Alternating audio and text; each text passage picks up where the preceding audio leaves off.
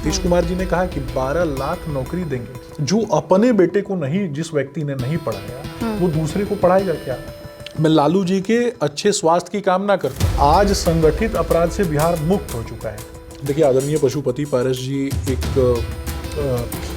NDA के नेता हैं, उनको भी 3 लाख से भी ज्यादा लोगों को नौकरी देने का काम, वो जमात किस चीज की जमात है? तो परिवारवाद की जमात है। नमस्कार, न्यूज़ 24 बिहार झारखंड देख रहे हैं आप। मैं हूं आपके साथ सबा शाहिद शेख।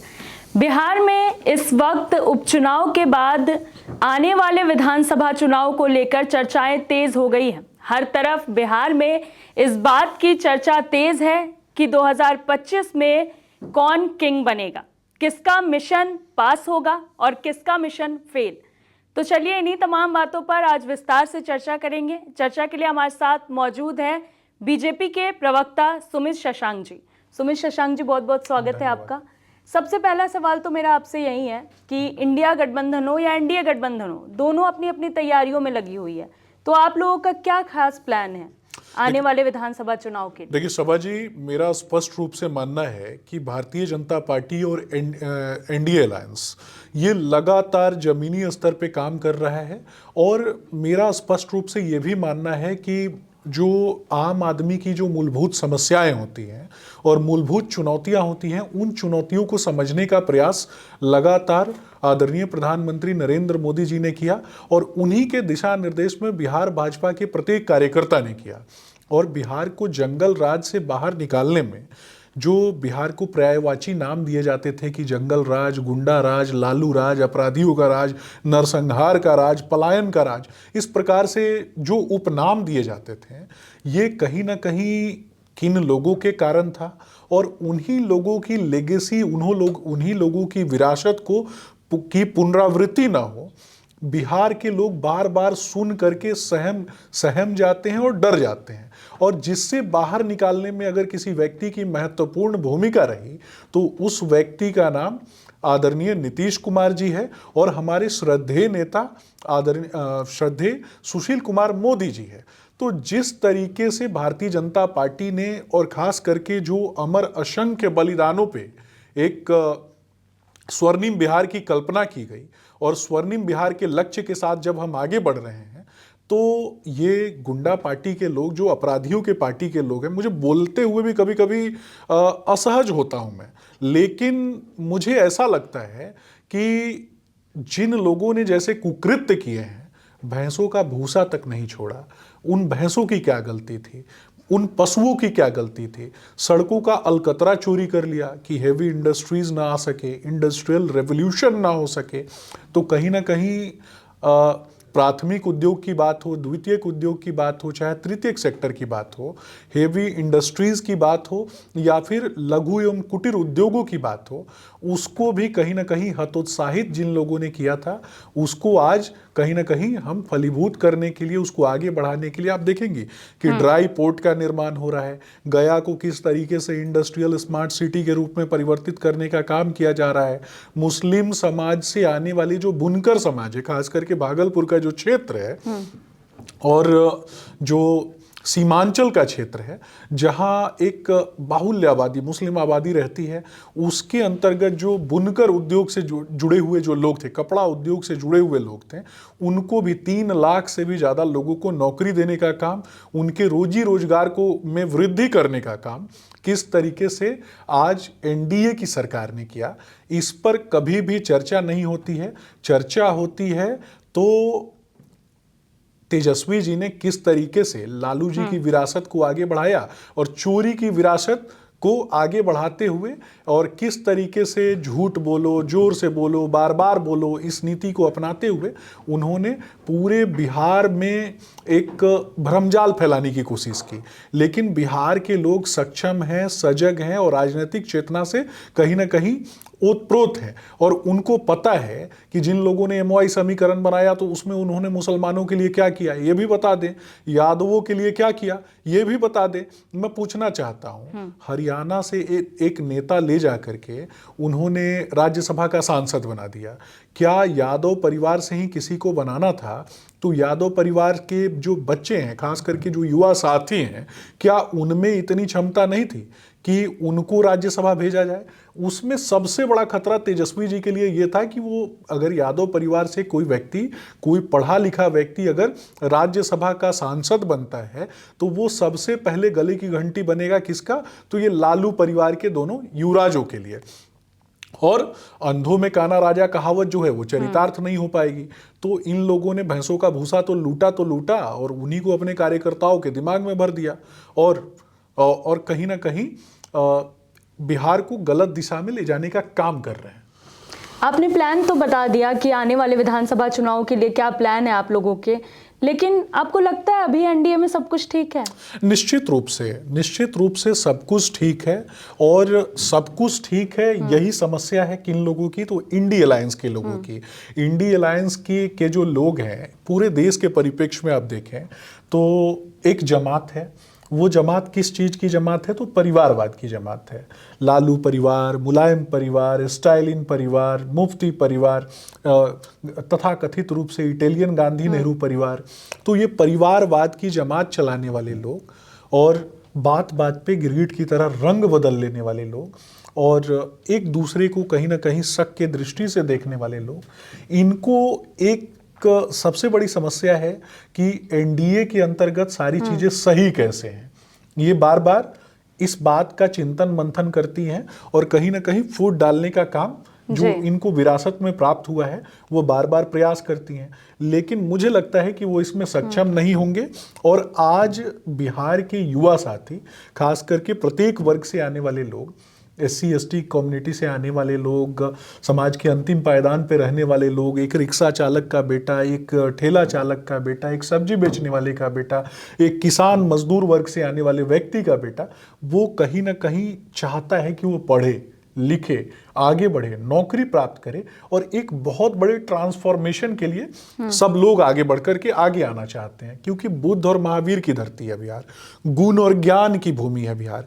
तो जब गुण और ज्ञान की भूमि पर कहीं ना कहीं अशिक्षा, बेरोजगारी, भूखमरी के गर्त में किन लोगों ने ढकेलने का काम किया था? लालू जी ने किया था। मैं बार बार कहता हूं ना, मैं लालू जी के अच्छे स्वास्थ्य की कामना करता हूं। लालू जी का इलाज सिंगापुर में होता है तो गरीब के बेटे का इलाज भी तो कम से कम उसी स्टैंडर्ड का होना चाहिए ना। किसान मजदूर वर्ग से आने वाले जो अन्य लोग हैं, चाहे वो जो उनका वोट बैंक है, उस वोट बैंक के भी जो लोग हैं उनका भी तो इलाज अच्छे से होना चाहिए ना। दुनिया में सबसे ज्यादा दुख तब होता है एक माँ के लिए जब उसके बच्चे की मृत्यु हो जाती है। एक बेटे के लिए सबसे बड़ा दुख ये होता है कि उसके पिता की मृत्यु हो जाती है, वो भी इलाज के अभाव में, ताकि उसके पास पैसे न रहे। जब न रहे तो कहीं ना कहीं आज तो प्रधानमंत्री नरेंद्र मोदी जी के नेतृत्व में आपने देखा कि कैसे एम्स की सुविधाओं को डेवलप किया जा रहा है, एक बड़ा आंख का अस्पताल खोला जा रहा है। तो ये सारी चीजें हो रही हैं और इसको और भी तेज करने की आवश्यकता है। मैं मानता हूं कि और भी तेज करने की आवश्यकता है और हमारी सरकार बनेगी तो हम इसको और भी तेज करेंगे। नीतीश कुमार जी ने कहा कि 12 लाख नौकरी देंगे और कब देंगे? तो 2025 के पहले देंगे। तो ये तो पूरा होने जा रहा है। तो ये इन लोगों ने क्या किया? दूसरे के किए गए कार्यों को कहीं ना कहीं क्रेडिट चोरी कर लो। हाथ में एक संविधान की किताब लेकर के घूमते हैं और संविधान में रैंडमली उनसे पूछ दिया जाए कि कॉन्स्टिट्यूशन का इंग्लिश बता दीजिए, तो वो नहीं बता सकते हैं। और उनसे ये पूछ लिया जाए कि संविधान में कितनी अनुसूचियां हैं, कितनी धाराएं हैं, कितनी उपधाराएं हैं और कितने खंड हैं, भाग हैं, ये भी नहीं बता सकते हैं। क्योंकि उनके सलाहकार जो हैं उन्होंने बताया नहीं है उनको। उन्होंने सिर्फ यही बोला कि दूसरे के किए गए कार्यों को चोरी करो और अपने इंफॉर्मेशन टेक्नोलॉजी के जो जिनको इन्होंने पैसा बांट के रखा हुआ है उन लोगों के माध्यम से दूसरों को गालियां दो। नौकरी की बात की आपने तो एक बात याद आ गई। बिहार के जो शिक्षक हैं या छात्र हैं वो सरकार से कोई खास खुश नजर नहीं आ रहे हैं। देखिए, मेरा स्पष्ट रूप से मानना है खुशी और दुख, इन सब चीजों से आगे बढ़ के अगर कोई है तो मातृभूमि की तरक्की है और राज्य के युवाओं की तरक्की है। आज राज्य के युवा अधिकार मांगते हैं तो उन अधिकारों को कहीं ना कहीं समझा जाता है, उन अधिकारों को पूरा किया जाता है। लेकिन उस दिन की भी कल्पना होनी चाहिए कि जब अधिकार मांगने की जो क्षमताएं थी उनको कहीं ना कहीं कुंद करने का काम किसने किया था? लालू जी ने किया था। जो अपने बेटे को नहीं, जिस व्यक्ति ने नहीं पढ़ाया वो दूसरे को पढ़ाएगा क्या? बिहार में एक कहावत मैं बार बार कहता हूं कि अंधों में काना राजा। तो लालू जी बहुत ही मतलब राजनैतिक चेतना जो है ना उनकी, साम दाम दंड भेद, इन सभी नीतियों में पारंगत थे। तो उन्होंने इन सभी नीतियों का कहीं ना कहीं एक निचोड़ निकाला और ये तय किया कि मैं अपने बेटे को नहीं पढ़ाऊंगा, जिसके देखा देखी कहीं ना कहीं उनका जो वोट बैंक है वो भी अपने बच्चों को ना पढ़ाए। और उन्होंने तय कर लिया और एक कहानी को कहीं ना कहीं सार्थक करने का काम किया कि अंधों में काना राजा।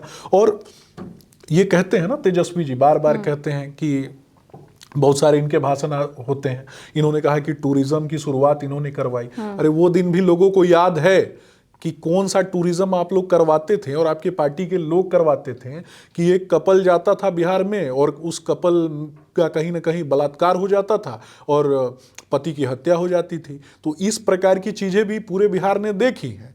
तो कहीं ना कहीं इस प्रकार की हास्यास्पद बातें वैसे लोगों के द्वारा नहीं होनी चाहिए।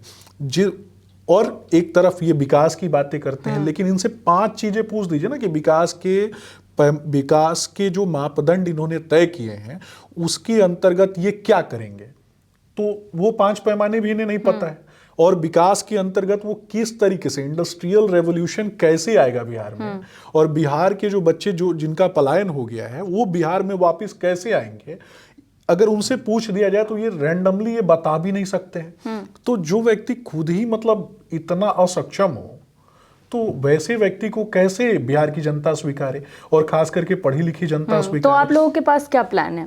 देखिए मेरे बिहार के शिक्षकों के लिए, बिहार के छात्रों के लिए, देखिए क्योंकि अगर बात की जाए तो बिहार में हमेशा ये देखा जाता है कि जब भी परीक्षा होता है, लेकिन पेपर लीक ये हर बार का हो गया है। देखिए पेपर लीक की जितनी भी घटनाएं होती हैं और आजकल जो शराब माफिया जो भी पकड़े जाते हैं, जब पुलिस पकड़ती है तो पुलिस किसकी? सरकार की। सरकार के नेतृत्व में जब पुलिस पकड़ती है शराब माफिया को और इस प्रकार के लोगों को, तो पुलिस की पीठ थपथपाने के बजाय ये लोग आरोप लगाते हैं कि इनके शासनकाल में ये काम हो रहा है। लेकिन जो लोग पकड़े जाते हैं वो राजद के ही किसी न किसी जिला कमेटी के सदस्य होते हैं, वो राजद के ही किसी न किसी जुड़े हुए जो वर्कर होते हैं।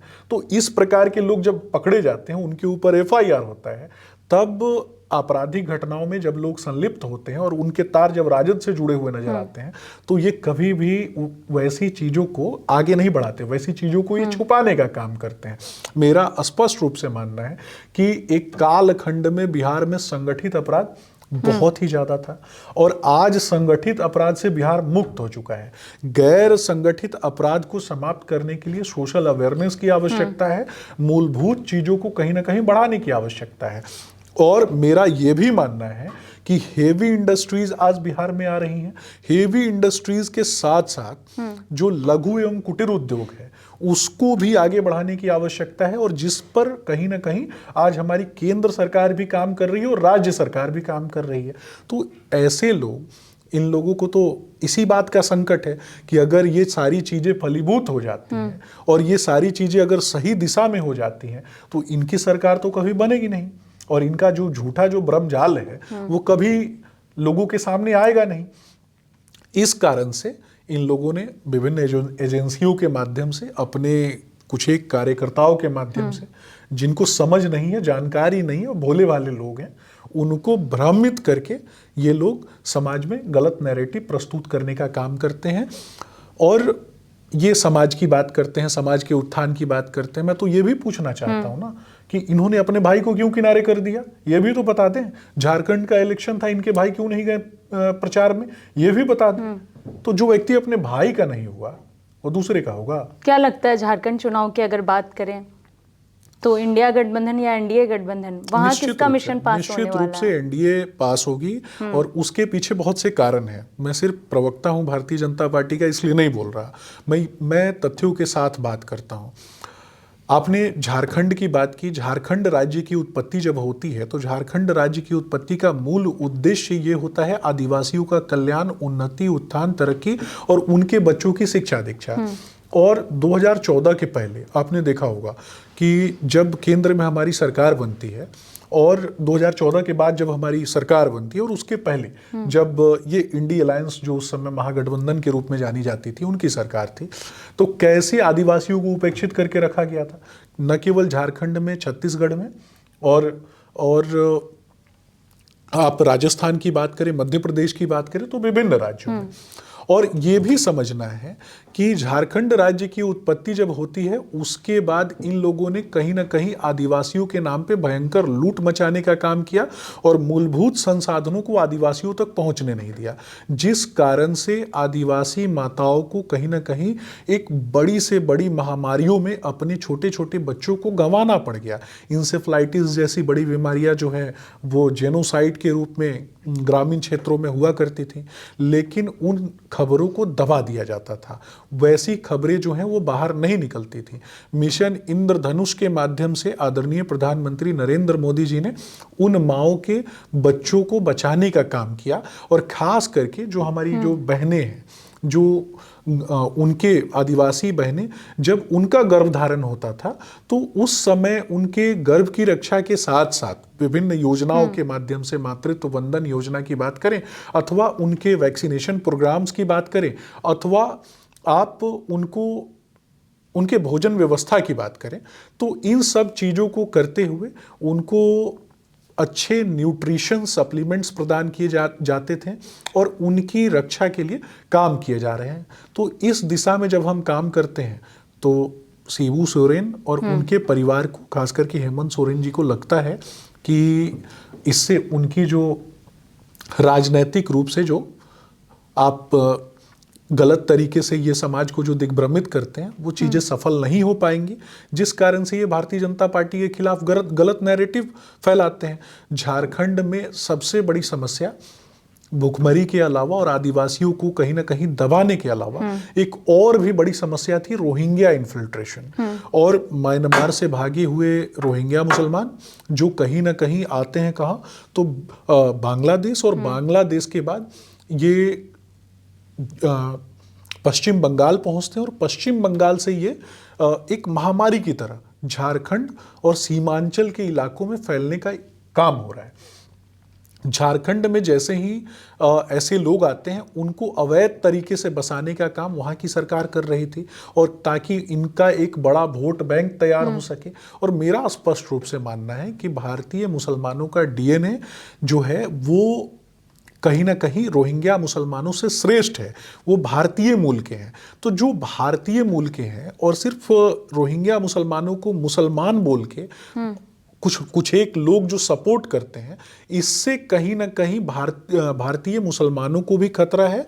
और खास करके ऐसे लोग जब झारखंड में आदिवासी क्षेत्रों में घुसकर रहते हैं तो वहाँ भी बड़े डेमोग्राफिक चेंजेस जो हैं वो होने के कगार पे होते हैं, जिस कारण से न केवल आदिवासियों को झारखंड में खतरा है, झारखंड के मुसलमानों को भी खतरा है। अच्छा सुमित जी, एक चर्चा बहुत तेज है बिहार की राजनीति में कि चाचा पशुपति पारस डगमगा सकते हैं या अपनी राहें चेंज करने वाले हैं क्योंकि उनका मोह भंग हो गया है कहीं ना कहीं। देखिए, चर्चाएं हैं, चर्चाएं होती रहती हैं। राजनीति में अगर चर्चाएं न हो तो हो सकता है कि विपक्ष का जो एजेंडा है वो भी, हालांकि उनका एजेंडा ही है, लेकिन चर्चाएं जो हैं वो होनी चाहिए, मुझे ऐसा लगता है। लेकिन कुछ चीजें सामने आई है ना, जैसे उन्हें बैठक में नहीं बुलाया गया, जिस वजह से नाराज थे वो, फिर बंगला खाली करना पड़ा। देखिए, आदरणीय पशुपति पारस जी एक एनडीए के नेता हैं और एनडीए के अंतर्गत आने वाले एक दल के नेता हैं।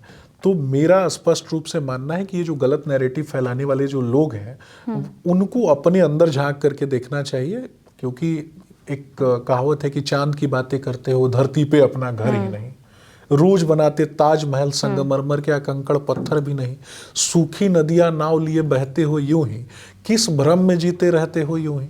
तो ये भ्रम में जीने वाले लोग हैं, ये दूसरों के खेमे में अपनी अपॉर्चुनिटी ढूंढने वाले लोग हैं। अपने घर में ये कभी भी झांक करके नहीं देखते हैं कि सिंगापुर वाली दीदी क्यों नहीं आई चुनाव प्रचार में, पाटलिपुत्र वाली दीदी क्यों नहीं जा रही हैं चुनाव प्रचार में, और इनके बड़े भाई कहाँ हैं और छोटे भाई कहाँ हैं।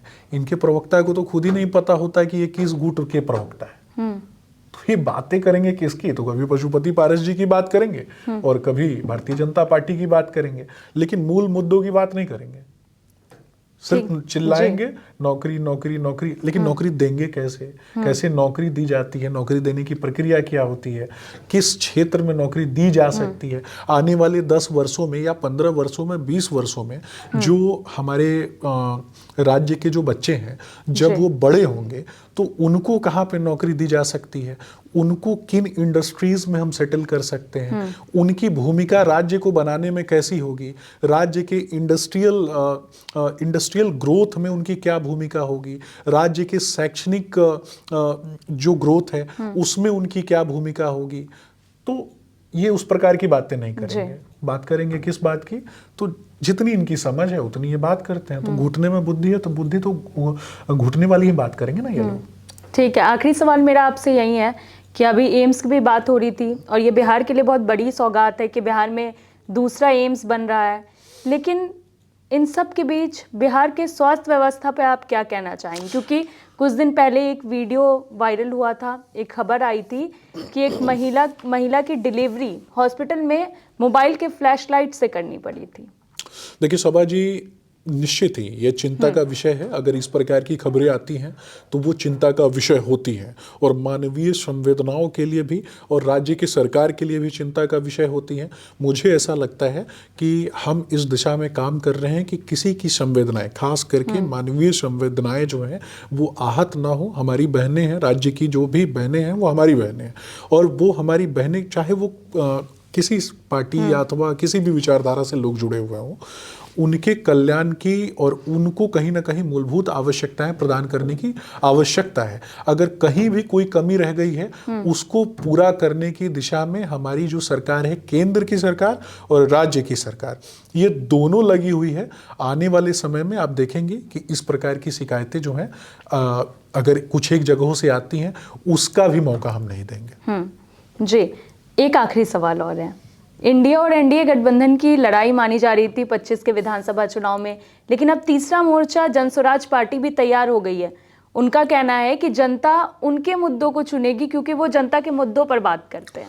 देखिए, उनके नेता का खास करके मैं कहूँ तो आइडियोलॉजिकल स्विंग दिखता है, और अगर आप उनके पॉडकास्ट हो या फिर विभिन्न मंचों पे जो उनके बयान आते हैं, तो उन सभी बयानों को और उनके पॉडकास्ट वगैरह को जब आप देखेंगे और किसी भी व्यक्ति को जानने के लिए उसके पूर्व में जो क्रियाकलाप हैं उन सभी चीज़ों को देखा जाए, चाहे वो विदेश में रह करके काम करना और उसके बाद भारत में आकर के किसी पार्टी के साथ एज ए स्ट्रेटेजिस्ट के तौर पे काम करना या फिर विभिन्न दलों के साथ काम करना, तो विभिन्न दलों में काम करना और विभिन्न दलों के लिए काम करना, तो अलग अलग राज्यों में अलग अलग आइडियोलॉजी को सपोर्ट करने वाले व्यक्ति की अपनी क्या आइडियोलॉजी है, ये तो बिहार को समझना पड़ेगा।